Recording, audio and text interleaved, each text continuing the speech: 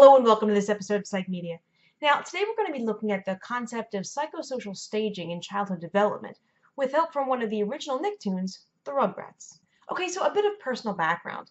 I was a tween when the original Nicktoons debuted. That was Doug, the Rugrats, and the Ren and Stimpy show. Now, I'd grown up with Nickelodeon all through my childhood, and I wasn't yet too old to sit down and enjoy some cartoons. Debuting in 1991, Rugrats featured a gang of toddlers and what they got up to when their parents weren't around. It's Nickelodeon's third longest running show and spawned several films and spin-off series, including a crossover with the Wild Thornberrys and a sequel series, All Grown Up, set about 10 years later. It was a colorful show just bursting with creativity that never managed to hit that, cheesy, hokey tipping point. Personally, I was fascinated by the idea of babies using logic and reason on the adult world. The main character, Tommy Pickles, is one. The twins, Phil and Lil, are a bit older. His friend Chucky is two.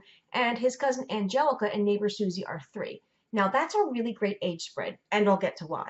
The characters have various adventures while left unsupervised, which happens suspiciously often in a time before smartphones.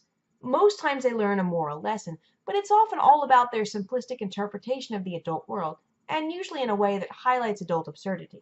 The babies speak a language that they all understand, but the adults can't, though they do seem capable of understanding adult English. Now, being older, Angelica and Susie can communicate with both the babies and the adults. The psychology behind language development is fascinating, and it's one of my personal interests, so fair warning, expect us to revisit Rugrats eventually to discuss the main theories of language acquisition. So let's pull back a second and talk about how we quantify how children develop. Now, the modern concept of milestones is kind of like an evidence-based evolution from the older concept of developmental staging. History points to the philosopher Jean-Jacques Rousseau and his idea of 3 stages of development in education as the origin of staging. Psychologists Watson, Hall, and Baldwin wrote extensively on the idea, but it was our old friend Sigmund Freud who popularized his psychosexual stages of development. Freud's stages explained how his theorized parts of the psyche interacted from infancy onwards. The id, ego, superego conflict between pleasure, pain, and morality played out over 5 stages: oral, anal, phallic, latency, and genital. According to Freud, failing to progress to the next stage led to a fixation. I'm sure you've heard of an oral fixation or being anal retentive, and then there's his ideas of the Oedipus and Electra complexes, and we're going to leave them for another day. Now, Erik Erikson was a follower of psychodynamic theory, and so his psychosocial stages were influenced by Freud's teaching.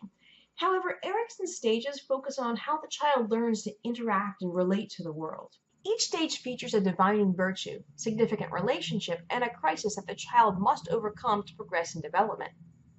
Obviously, the child will develop physically and mentally regardless, and here, failing the crisis of a stage just results in negative feelings or maladaptive schema.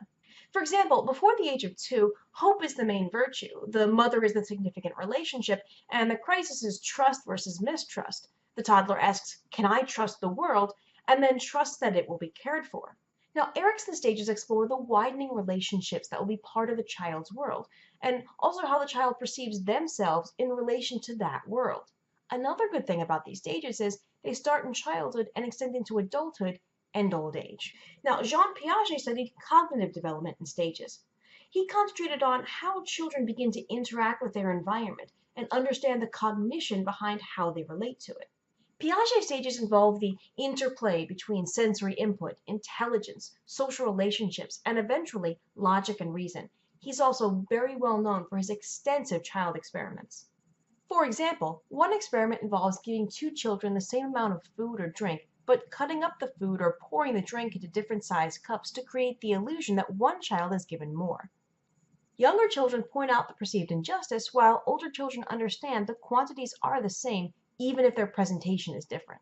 Okay, that's a very brief introduction to developmental staging, and I'm leaving out a lot of theories like moral staging, the ecological systems theory, and the zone of proximal development, but if you're interested, totally check them out. In Rugrats, we see a lot of development taking place and some very clear delineations between the baby's abilities.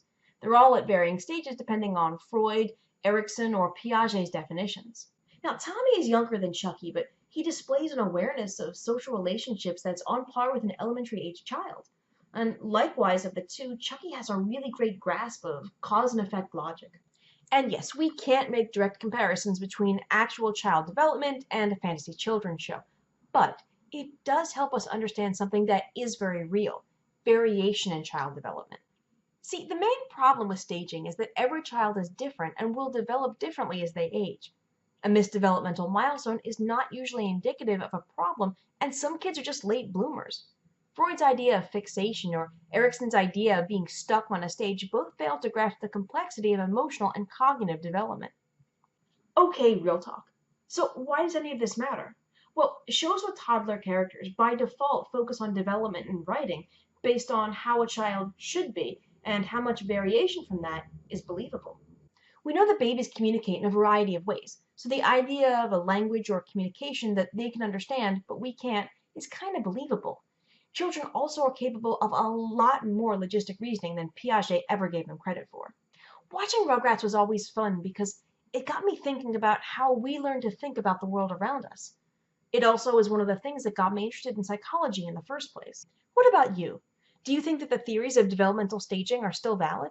Were there any TV shows or films that made you wonder about the way that we think? Let me know in the comments. Well, that's been this episode of PsychMedia. Please like and subscribe if you feel moved to do so.